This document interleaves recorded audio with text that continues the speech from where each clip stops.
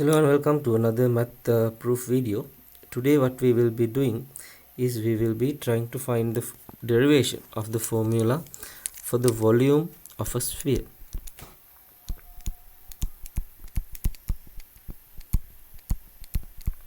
So to start with, we will start by drawing our coordinate axis.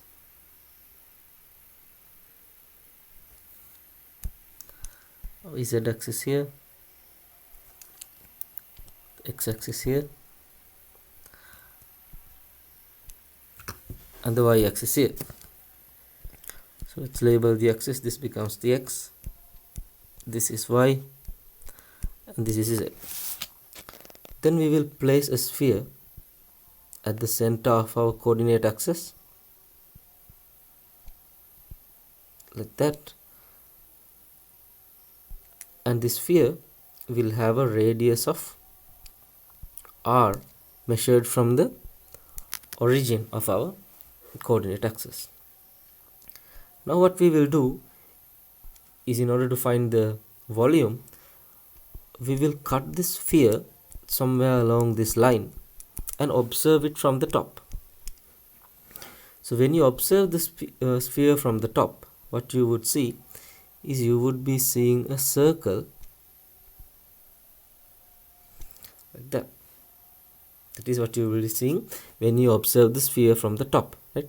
So that would mean that a sphere is actually formed by stacking up multiple circles on top of each other.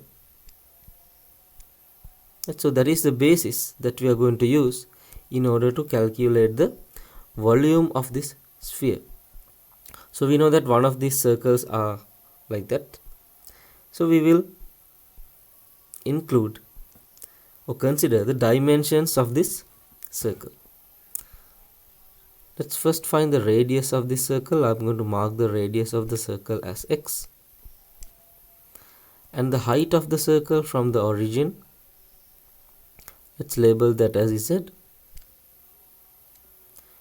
And previously we have seen that the radius of the sphere is r. We can see that the value here, the value of r, is also a part of this right angle triangle that makes up the circle. So since this is a right angle triangle, what we can do now is we can actually calculate the value of x, that is the radius of the circle, with respect to z and r using the Pythagoras theorem. Let's do that. So let's write the Pythagoras theorem for that right angle triangle. R squared, or hypotenuse squared, is equal to x squared plus z squared. We can find the value of x squared, r squared minus z squared. So x is equal to square root of r squared minus z squared. So we have found the value of the radius. What we can do now is, using this value of the radius, we can find the area of the circle. So area of the circle is given by pi r squared, or pi into radius squared,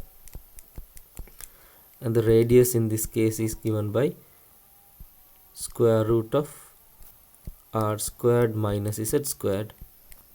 That is the radius. We will square the radius to find the area. So the square root and the square will get cancelled out, so you are left with pi into r squared minus z squared.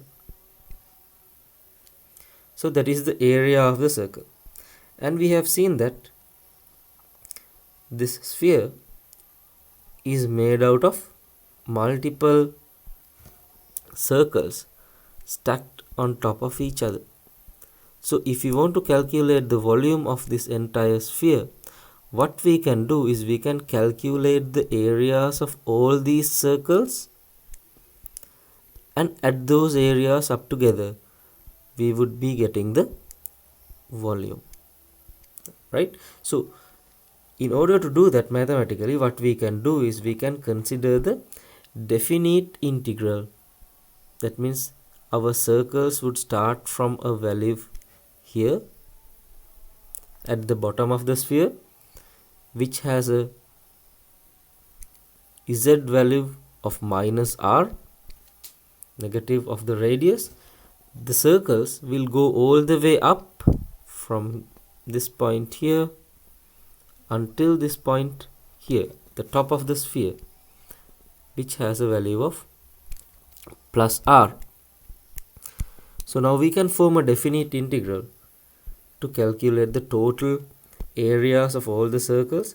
So we can call that our volume. V is equal to, I'm going to take the definite integral of our area, pi r squared minus z squared, along the z axis dz, from a radius of minus r to plus r, from a distance of minus r to plus r. So that is the entire span of our sphere. So let's now try to solve this integral. We can take the pi out since it's a scalar. Minus r to plus r, r squared minus z squared dz equal to pi. So r squared would get integrated into r squared z, and minus z squared would become minus z to the power 3 over 3, include the limits minus r to plus r. Let's substitute the limits now.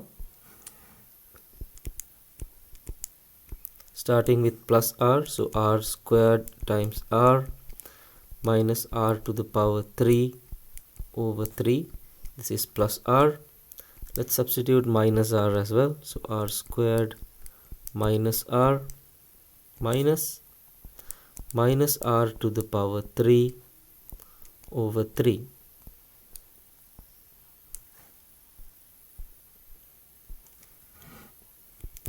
So we have pi, this becomes r to the power 3 minus r to the power 3 over 3 minus, so r squared into minus r becomes minus r to the power 3. Then over here minus r to the power 3 is actually minus r to the power 3, minus r times minus r times minus r, that is minus r to the power 3. So minus r to the power 3 over 3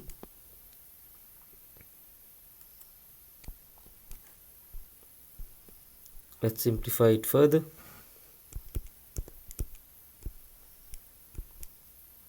R to the power 3 minus r to the power 3 over 3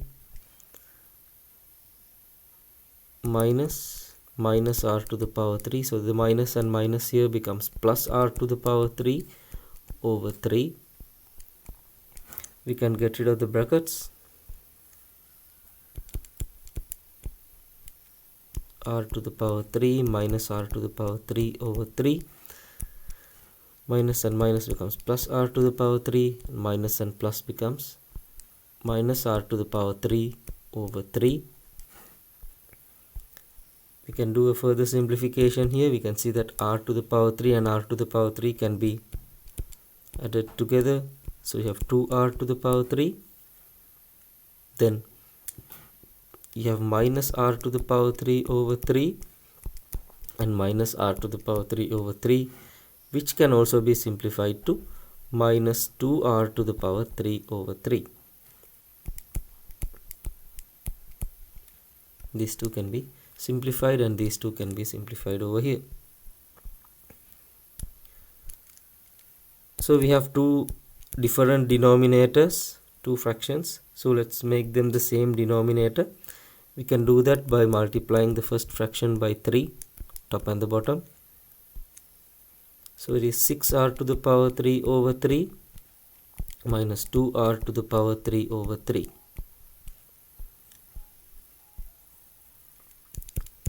So this can be simplified, 4r to the power 3 over 3, which is going to be 4 over 3 pi r cube. So that is the volume of a sphere, right? So that is how you calculate the volume, derive the formula for the volume of a sphere. I will see you guys in another video.